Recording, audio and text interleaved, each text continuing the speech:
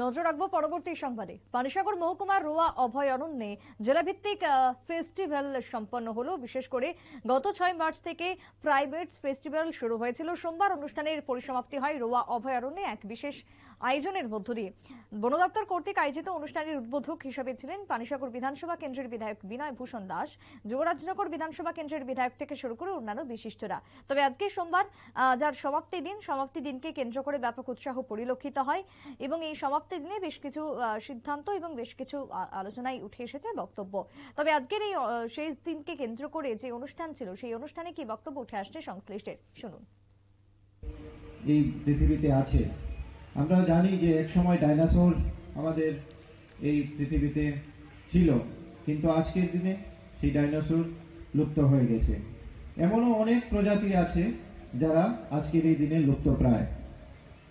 তো আপনারা অনেকেই যেমন শুনেছেন যে ওয়েল, যেটাকে আমরা তিমিমাছ বলে থাকি, তার সংখ্যা পৃথিবীতে এক সময় কত বেশি ছিল, আজকের এই দিনে দাঁড়িয়ে সেই সংখ্যাটা কমছে।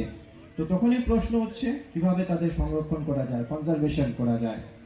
কারণ পৃথিবীর যে ভারসাম্য, সেটা একদিকে যেমন উদ্ভিদের বিভিন্ন প্রজাতির উদ্ভিদের থাকার ফলে হয়, সেই ক্ষেত্রে বিভিন্ন প্রজাতির প্রাণীরাও কিন্তু আমাদের এই বিশ্বের যে ভারসাম্য, যে প্রাকৃতিক ব্যালেন্স, সেটা বজায় রাখার ক্ষেত্রে অত্যন্ত গুরুত্বপূর্ণ। তো এই ধরনের ফেস্টিভ্যালের মাধ্যমে, এই ধরনের অনুষ্ঠানের মাধ্যমে আমরা যেটা গভর্নমেন্টের যে এফোর্ট, সেই এফোর্টটা হচ্ছে যে রাজ্য সরকার চান যে প্রত্যেক মানুষ এই যে বিভিন্ন প্রজাতির যে ডাইভার্সিটি, সেটার সম্বন্ধে, সেটার ইম্পর্টেন্স সম্বন্ধে যাতে সবাই জানুক। ছাত্রছাত্রীরা বিশেষ করে, আমরা অনেক সময় দেখি যে ম্যান অ্যানিম্যাল কনফ্লিক্ট, এই সমস্ত জায়গায় যারা ওয়াইল্ড লাইফ সেঞ্চুরির পাশে যারা থাকে, বিভিন্ন সময় দেখা যায় ন্যাচারাল রিজার্ভের পাশে যারা থাকেন, ওনাদের ক্ষেত্রে অনেক সময় দেখা যায় যে আমরা গল্প শুনেছি যে অনেক সময় হাতিরা যেখানে থাকে তারা লোকালয়ে চলে আসে। অনেক সময় দেখা যায় যে বন্যপ্রাণী, বিভিন্ন ধরনের বন্যপ্রাণী লোকালয়ে চলে আসে। সেটা আসারও বিভিন্ন ধরনের কারণ আছে। কারণ আমাদেরকে ফরেস্ট, আমাদের যদি আমরা বন যদি আমরা সংরক্ষণ না করি, তারা কোথায় যাবে? তারা তো বনের যদি বিভিন্ন ধরনের খাদ্য, তাদের যে সামগ্রীর প্রয়োজন হয়, সেগুলি যদি তারা না পায়, তাই তখনই এই ধরনের লোকালয়ে তারা যায়, হানা দেয়। তো ওই ক্ষেত্রে দেখা যায় যে ম্যান অ্যানিম্যাল কনফ্লিক্ট একটা হয়।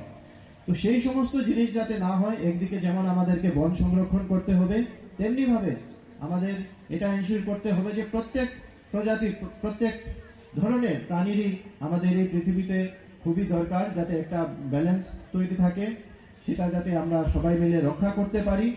আর আজকের এই দিনে আমরা যাতে শপথ নিই, আমাদের নিজ নিজ ক্ষেত্রে আমরা যেটা করব, আমরা বিভিন্ন লোকজনকে, যারা আপনারা সবাই অ্যাটেন্ড করছেন, এই সমস্ত যে অনুষ্ঠানের যে তাৎপর্য, মূল বার্তা, সেটা যাতে আপনারা আরো অনেকজনের মাধ্যমে ছড়িয়ে দিন, যার মাধ্যমে আমাদের সমাজ যাতে সচেতন হয়, এই সমস্ত দিকে আমরা যাতে কাজ করতে পারি, ম্যান অ্যানিম্যাল কনফ্লিক্ট যাতে আমরা প্রিভেন্ট করতে পারি, আমরা যাতে নিজ নিজ ক্ষেত্রে কাজ করে।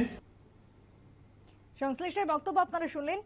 প্রাইমেটস যে অনুষ্ঠান, সেই অনুষ্ঠানের মধ্য দিয়ে আজকে বন সংরক্ষণ এবং বন্য প্রাণী সংরক্ষণের বক্তব্যই উঠে এসেছে। কারণ প্রাইমেটস হচ্ছে এমন এক ধরনের প্রজাতির বানর, যা একটা প্রজাতি রয়েছে লেজযুক্ত এবং একটা প্রজাতি রয়েছে লেজবিহীন। তাই এই বিশেষ প্রজাতিকে রক্ষা করতে হবে। তার সঙ্গে বনের অন্যান্য যারা প্রাণীরা বসবাস করেন তাদেরকে নির্বিচারে বসবাসের সুযোগ দিতে হবে, বন সংরক্ষণ করতে হবে। সেই বার্তায় আজকে উঠে আসলো এই বিশেষ আয়োজন বা প্রোগ্রামের মধ্য দিয়ে। ছোট্ট একটা বিরতির পর ফিরছি, সঙ্গে থাকুন।